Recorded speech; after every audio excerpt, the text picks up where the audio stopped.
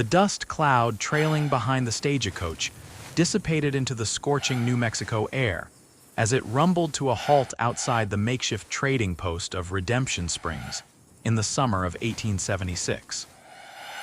Nobody paid much attention to the battered leather trunk that tumbled from the roof, nor to the slender figure that was roughly pushed out after it, collapsing into the dirt without so much as a whimper.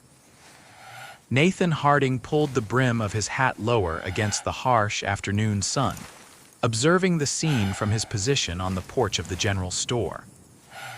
His weathered hand instinctively moved to the revolver at his hip when he saw the woman crumple to the ground, her once fine dress now torn and soiled. The stagecoach driver merely tossed her small carpetbag after her, climbed back onto his seat, and with a crack of his whip, continued on towards Santa Fe. "Damn it all," Nathan muttered, striding across the dusty street. As he approached, he could see the woman attempting to rise, her arms trembling violently with the effort. Purple bruises marked her exposed wrists and a deep cut marred her lower lip. Her attempts to stand failed and she collapsed once more into the dirt. Nathan knelt beside her, his shadow offering momentary relief from the blistering sun. "Madam," he said gently. She flinched away, her eyes wide with fear as she tried to shield her face with shaking hands. "I ain't gonna hurt you," he said, his voice softening. Without waiting for a response, he carefully slid one arm beneath her knees and the other around her shoulders, lifting her as if she weighed nothing at all. She was light too light, and the way she tensed at his touch told him more than words could about what she'd endured. Her breath caught as he cradled her against his chest, and Nathan looked down into eyes the color of a stormy sky. "No one will hurt you again," he promised, his voice low and certain as he carried her toward Doc Sullivan's office at the end of the street. Rebecca Porter had never felt more alone than she did in that moment, carried in the arms of a stranger across a town whose name she'd only learned from the stagecoach manifest. Her ribs ached with each breath, and the sunlight pierced her head like needles. The cowboy's face was partially shadowed by his hat, but she could see the firm set of his jaw, the concern in his eyes. "I can walk," she whispered, though they both knew it was a lie. "Sure you can," Nathan replied, not breaking his stride, "but humor me anyway." Rebecca had left Philadelphia with dreams of teaching at the new schoolhouse in Santa Fe.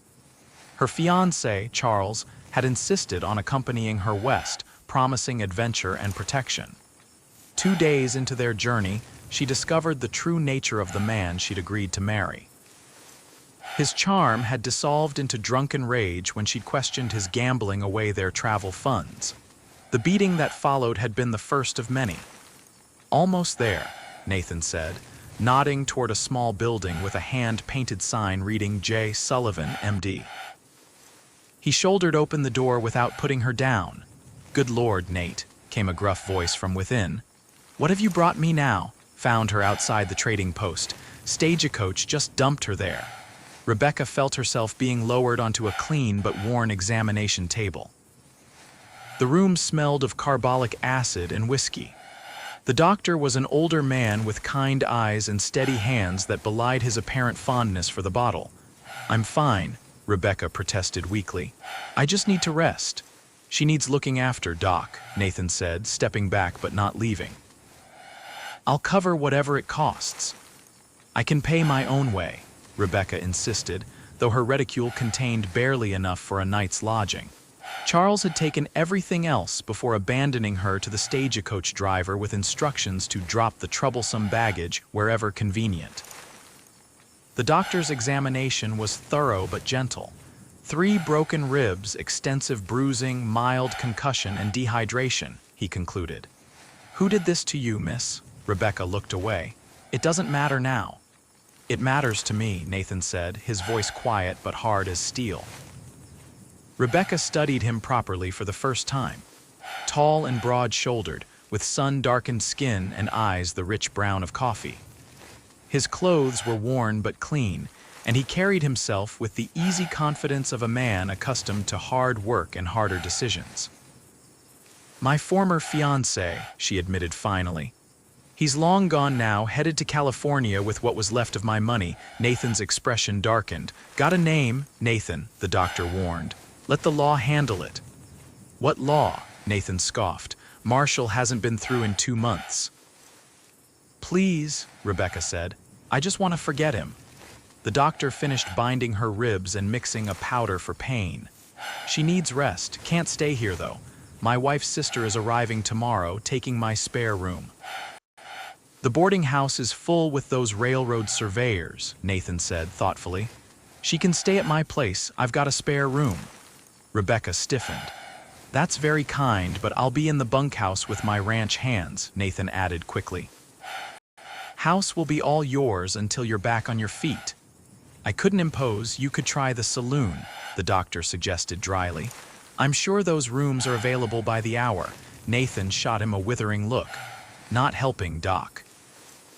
Rebecca closed her eyes, exhaustion overwhelming her pride. She had nowhere to go, no one to turn to. Thank you, she whispered.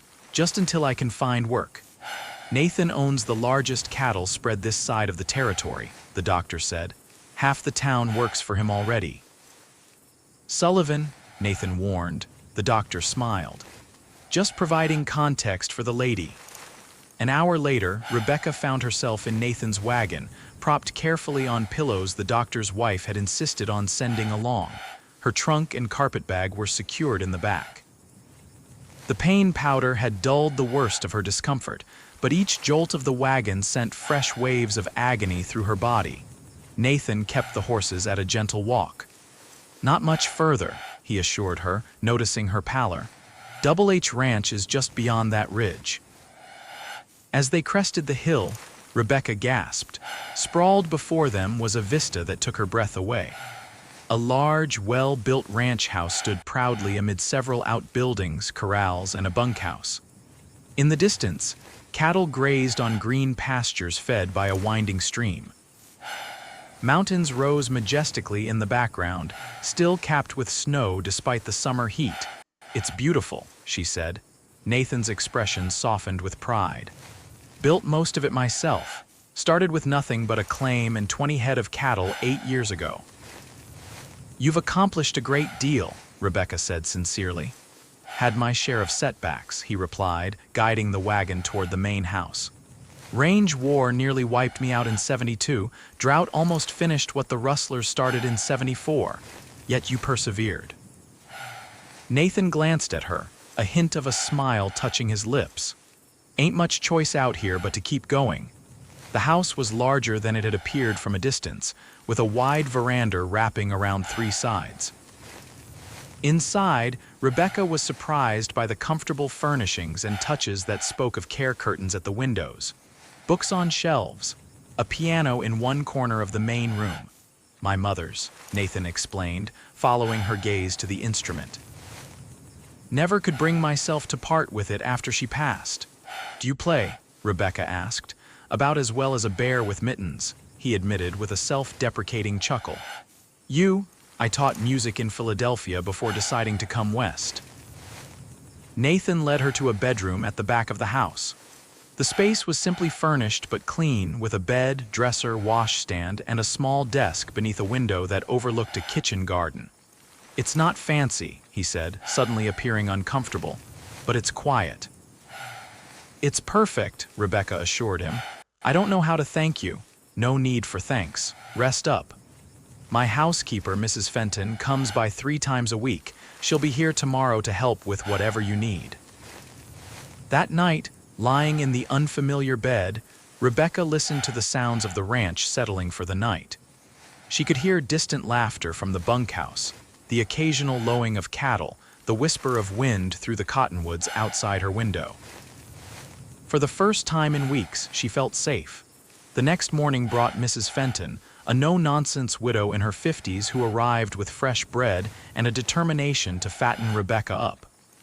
Too thin by half, she declared, setting a tray of food beside Rebecca's bed. Mr. Harding said you're to eat everything I bring you. Mr. Harding seems to have strong opinions about my welfare, Rebecca observed. Mrs. Fenton's expression softened. He's a good man. lost his wife and baby to childbed fever 5 years back. Threw himself into building this ranch afterward. Rebecca felt a pang of sympathy. I had no idea. He doesn't talk about it, Mrs. Fenton said, but it changed him, made him more mindful of those who need help. Over the next week, Rebecca's strength began to return. She ventured from her room to the veranda, where she spent hours watching the activity of the ranch. Nathan would tip his hat to her each morning as he rode out, and again each evening upon his return. Their conversations were brief, but increasingly comfortable. On the 8th day, Rebecca made her way carefully to the piano. Her ribs still ached, but the desire to feel music beneath her fingers again was overwhelming. She began with simple scales, then progressed to a Chopin nocturne that had always soothed her. She was so absorbed in the music that she didn't notice Nathan standing in the doorway, hat in hand, listening with an expression of wonder. "That's the most beautiful thing I've heard since coming west," he said when she finished. Rebecca startled, then smiled. "Music was my refuge growing up. My father was strict. The piano was the one place I could express myself." Nathan moved into the room, setting his hat on a side table. "My mother used to play hymns on Sundays. House hasn't heard music since she died. Would you like me to play something else?" Rebecca offered. "I'd like that very much," he said, settling into a chair. Rebecca played for nearly an hour, moving from classical pieces to folk songs to hymns. When she finally stopped, her fingers tired but her spirit lighter than it had been in months, she found Nathan watching her with an intensity that made her breath catch. "You should be the school teacher here," he said abruptly. "What? Redemption Springs needs a teacher. Town's growing. Families settling, railroads coming, children need schooling." "I came west to teach in Santa Fe," Rebecca said, confused by the sudden suggestion. "Santa Fe's got plenty of teachers. We've got none." Nathan leaned forward. "Town council's been looking to hire someone for months. Schoolhouse is built, sitting empty." Rebecca considered the idea. "I'd need somewhere to live. Town has a small house for the teacher, nothing fancy, but it's yours with the position." Nathan hesitated. "Or you could stay here." "It's a bit of a ride to town, but that wouldn't be proper," Rebecca interrupted, feeling heat rise to her cheeks. Nathan looked away. "No, I suppose not." The next day, Nathan drove Rebecca into town to meet with the council members. The schoolhouse was indeed built and waiting, a simple one-room structure with rows of desks, a teacher's desk at the front, and a small bell tower. The teacherage next door was snug but tidy, with a bedroom, kitchen, and small sitting room.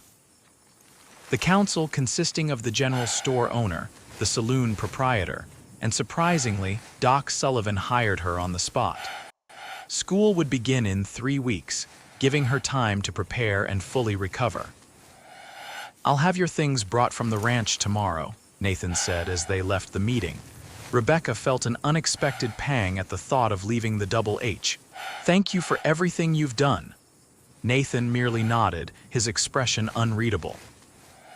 The following days were a flurry of activity as Rebecca settled into her new home and prepared for the school term. Children appeared at her door bearing gifts: fresh eggs, a jar of honey, a handmade quilt sent by parents eager to make a good impression on the new teacher. Nathan came by only once to deliver her trunk and carpet bag as promised. He declined her invitation to stay for tea, citing work at the ranch. The brief encounter left Rebecca feeling strangely bereft. 2 days before school was to begin, Rebecca was arranging books on the shelves when the door burst open. A man stumbled in, unshaven and reeking of whiskey. It took her a moment to recognize Charles, his once handsome face now bloated from drink. "There you are," he slurred, advancing on her. "Thought you could hide from me." Rebecca backed away, her heart pounding. "How did you find me?" Stagecoach driver remembered dropping a pretty lady in this miserable excuse for a town. Charles grabbed her arm, twisting it painfully. "You're coming with me. Still need a respectable wife for my business ventures." "Let go of me," Rebecca demanded, struggling against his grip. Charles backhanded her across the face, sending her sprawling against the desks. Still haven't learned your place, I see. Rebecca tasted blood as she tried to crawl away. Charles caught her ankle, dragging her back. No one refuses Charles Winters, especially not a penniless orphan I rescued from spinsterhood. The schoolhouse door crashed open again, and Charles was suddenly lifted bodily away from her. Rebecca looked up to see Nathan holding her attacker by the throat, his face a mask of cold fury. "You touch her again, you're a dead man," Nathan said, his voice terrifyingly calm. Charles struggled in his grip. "This is none of your concern, she's my fiancé." "Former fiancé," Rebecca corrected, rising shakily to her feet. "And the man who beat me half to death before robbing me and abandoning me." Nathan's grip tightened. "That true?" Charles clawed at Nathan's hands. "She's lying, hysterical woman, always making up stories." Nathan looked to Rebecca, who pushed up her sleeve to reveal the fading bruises that still circled her wrists. "He did this," she said quietly, "and worse." Without another word, Nathan dragged Charles outside and threw him into the street. "You've got 1 hour to be gone from this town," he said. "If I see you again, I won't be so generous." Charles scrambled to his feet, his face ugly with rage. "You'll regret this, both of you." He reached for the gun at his hip. The shot rang out before Charles could clear leather. Nathan's draw had been too fast to follow, but the smoking gun in his hand told the story. Charles crumpled, clutching his shoulder where the bullet had struck. Doc Sullivan, who had heard the commotion from his office across the street, hurried over. "What happened?" "Man drew on me," Nathan said simply. "I suggest you patch him up and put him on the next stage out of here."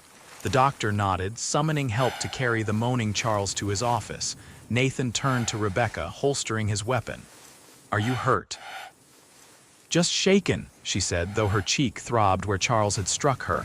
Nathan gently tilted her face to examine the reddening mark. His touch was careful, his eyes troubled. "I should have killed him."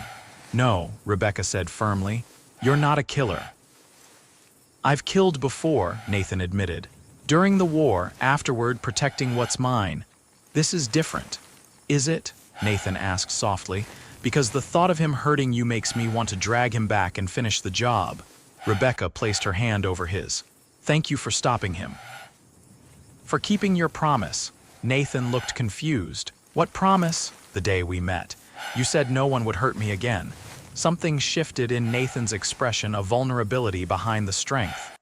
"I meant it, still do." That evening, Rebecca sat on the small porch of her teacherage, watching the sunset paint the western sky in brilliant oranges and purples.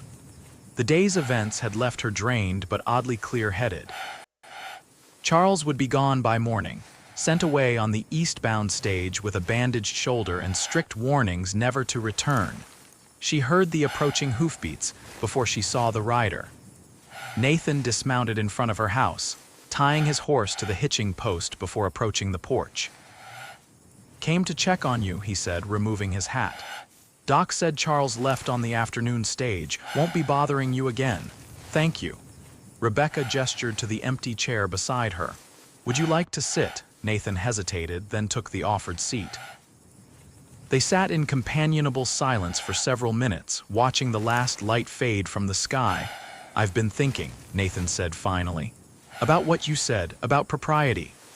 Rebecca turned to look at him.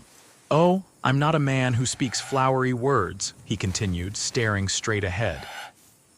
"But I haven't been able to get you out of my mind since the day I found you. The way you play that piano, the way you face each day with courage despite what was done to you." He paused. "I know it's too soon. You've been through hell, but I'd like permission to call on you properly." "Court you if you're willing." Rebecca's heart hammered in her chest. "Nathan, you don't have to answer now," he said quickly. "Just think about it, I'm a patient man." Rebecca reached out, touching his hand lightly. "Ask me again in a month, after I've had time to stand on my own 2 feet. Nathan nodded, understanding in his eyes. "A month it is." The school term began with 15 eager students ranging from 6 to 16 years of age. Rebecca threw herself into teaching, finding joy in the bright faces that greeted her each morning. The work was exhausting but fulfilling in a way her Philadelphia position had never been. True to his word, Nathan kept his distance for exactly 1 month. He appeared at her door on a Sunday afternoon, freshly shaved and wearing a clean shirt with his best vest. In his hand was a small bouquet of wildflowers. "It's been a month," he said simply. Rebecca smiled, inviting him in for tea. They talked for hours about his ranch, her students, books they'd read, dreams they'd harbored. When it was time for him to leave, he stood at the door, hat in hand. "May I call on you again?" he asked. "I'd be disappointed if you didn't," Rebecca replied. Over the following weeks, their courtship progressed with a sweetness that healed old wounds. Nathan taught Rebecca to ride, laughing with delight at her initial trepidation and subsequent enthusiasm. She introduced him to Shakespeare, reading aloud by lamplight on her porch as the autumn evenings grew cooler. The townsfolk watched their romance with approval. Mrs. Fenton declared them perfectly suited, while Doc Sullivan took credit for bringing them together in the first place. As winter approached, bringing the first dusting of snow to the mountains, Nathan invited Rebecca to Sunday dinner at the ranch. The house had changed since she'd left. Curtains had been washed, furniture polished, and a new rug brightened the main room. "Mrs. Fenton's been busy," Rebecca observed. "She has opinions about bachelor living," Nathan admitted. "Stronger ones since I mentioned I might not be a bachelor much longer." Rebecca's heart skipped. "Is that so?" After dinner, Nathan led her to the piano. "Would you play something?" "The house has missed your music." Rebecca sat at the instrument, her fingers finding the keys. She played a gentle melody, one she'd composed herself over the past weeks. When she finished, she turned to find Nathan kneeling beside the piano bench. "I've rehearsed a dozen speeches," he said, "and forgotten everyone. All I know is that I love you, Rebecca Porter. My life was empty before you came into it, and I don't want to live another day without you. Will you marry me?" Tears filled Rebecca's eyes. "Yes," she whispered. "With all my heart, yes." They were married on Christmas Eve in the town's small church, decorated with pine boughs and candles for the holiday. Rebecca wore a gown of deep blue velvet that Nathan had ordered from Denver. Her students sang carols as she walked down the aisle. After the ceremony, they returned to the Double H, now their home together. Snow had begun to fall, transforming the landscape into a glistening wonderland beneath the moonlight. Nathan carried her across the threshold, recalling that first day when he'd carried her broken and afraid to the doctor's office. "No one will hurt you again," he repeated his promise, setting her gently on her feet. "Not while I draw breath." Rebecca reached up to touch his face. "I know. And you should know that your heart is safe with me as well." Spring brought new life to the ranch, calves in the pastures, wildflowers on the hillsides, and the news that Rebecca was expecting their first child. Nathan's joy was tempered with fear, remembering his first wife's fate, but Rebecca's quiet confidence gradually eased his worries. She continued teaching until the end of the school term, then focused on preparing for the baby's arrival. Nathan built a cradle from pine, polishing it until it gleamed. Rebecca sewed tiny garments in the evenings as they sat together by the fire. On a warm September night, as a harvest moon hung full and golden over the ranch, their daughter was born after a mercifully easy labor. They named her Emma after Nathan's mother. As he held his daughter for the first time, Nathan's eyes met Rebecca's over the tiny bundle. "Thank you," he whispered, his voice thick with emotion. "For what?" Rebecca asked, exhausted but radiant, "For surviving. For being strong enough to trust again. For giving me a second chance at happiness." Rebecca smiled, remembering how far they'd come from that dusty day outside the trading post. "We gave each other that chance." 5 years passed in a blur of everyday joys and challenges. The ranch prospered, the town grew with the arrival of the railroad, and Emma was joined by a brother, James. Rebecca continued to teach, having persuaded the town council to build a larger school to accommodate the influx of new families. On the anniversary of their first meeting, Nathan surprised Rebecca with a piano recital by their daughter, who had inherited her mother's musical talent. As Emma played a simple tune, her small fingers careful on the keys, Nathan slipped his arm around his wife's waist. "Do you ever think about how different our lives might have been if that stagecoach had kept going?" he asked quietly. Rebecca leaned into his embrace. "I try not to dwell on what might have been, but I thank God every day for sending me to Redemption Springs. And I thank him for giving me the courage to lift you up that day," Nathan replied, pressing a kiss to her temple. Later that night, with their children asleep and the ranch quiet under a canopy of stars, Rebecca stood on the veranda, breathing in the scent of sage and pine. Nathan joined her, wrapping a blanket around her shoulders against the evening chill. "I have something for you," he said, placing a small leather-bound book in her hands. Rebecca opened it to find sheet music compositions she'd written over the years, now professionally printed and bound. "How did you do this?" she asked, astonished. "Sent them to a publisher in San Francisco," Nathan explained. "They want more, said you have a unique voice." Rebecca's eyes filled with tears. "You've always believed in me, even when I couldn't believe in myself." "That goes both ways," Nathan said, drawing her into his arms. "You saw a future for us when all I could see was the past." They stood together in the moonlight, the ranch spread before them, a testament to perseverance, courage, and the healing power of love.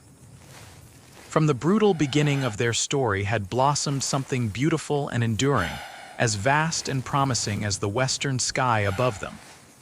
"No one will hurt you again," Nathan had promised on that first day, and he had kept his word.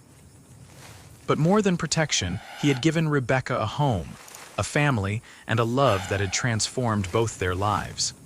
And in the end, that was the greatest gift of all.